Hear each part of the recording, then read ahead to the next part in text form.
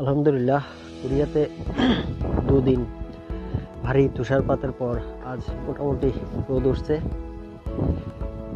কিন্তু অফিস অনেক দিন বন্ধ থাকার জন্য পরিষ্কার করার মতো কেউ নেই। এগুলো এভাবেই পড়ে আছে। আস্তে আস্তে ধরেন রোদ যখন উঠবে, রোদ যখন আরো বাড়বে, তখন এগুলো আস্তে আস্তে গলে যাবে পানির মতো।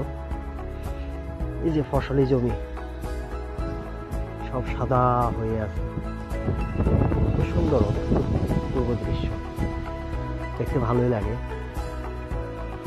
প্রচুর বাতাস, অনেক ঠান্ডা। আস্তে আস্তে দিন যত গড়াতে থাকবে তত ঠান্ডা বাড়তে থাকবে।